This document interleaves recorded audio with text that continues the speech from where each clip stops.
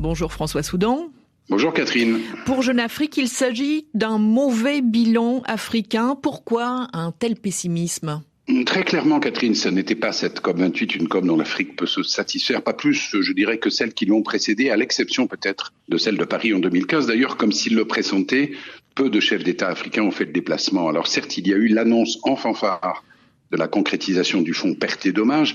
Bon, même si ce fonds s'inscrit dans un cadre qui ne prévoit aucune obligation de la part des pays riches, et même si les contributions de lancement sont pour l'instant très limitées, c'est un premier pas dont les pays africains les plus vulnérables peuvent espérer tirer profit.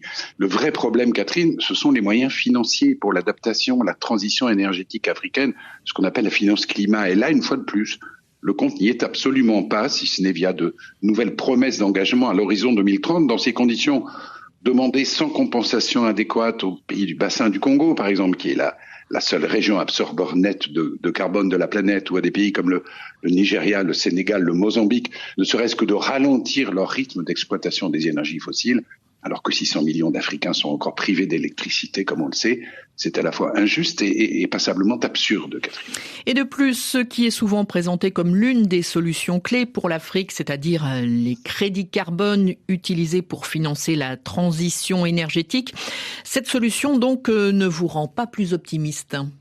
Difficile de faire un autre constat. 13 ans après l'accord de Paris, le système de l'ONU est toujours incapable d'établir la méthodologie et les règles claires, concrète d'un marché souverain du carbone, qui est le seul qui soit moral et transparent. C'est pour cette raison d'ailleurs que la tentative gabonaise de mettre sur le marché 90 millions de tonnes de crédit carbone en 2022 s'est soldée par un échec. Alors résultat, le continent est la proie d'un marché volontaire du carbone, complètement dérégulé, une sorte de Far West avec ses cow-boys comme la société Emirati Blue Carbon qui propose des deals opaques où elle capte 70% des revenus pendant 30 ans.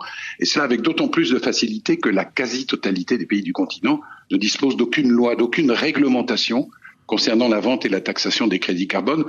On attendait que la COP se penche sur ce problème.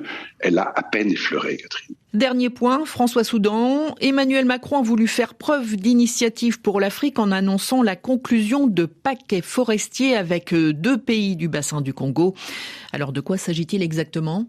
On sait que la préservation des puits de carbone, la biodiversité, c'est l'un des nouveaux mantras d'Emmanuel Macron, particulièrement depuis le One Forest Summit de Libreville au début de cette année. À Dubaï, il a effectivement annoncé avec différents partenaires l'amorçage de 2 paquets forestiers, l'un de 62 millions de dollars avec la RD Congo, l'autre de 50 millions avec le Congo-Brazzaville, ce qui est très bien, mais là encore, on ne connaît pas avec précision la provenance de ces fonds, quand et comment ils vont être mobilisés, comment et avec qui ces partenariats ont été négociés, si tant est qu'ils l'aient été réellement et avec les bons interlocuteurs.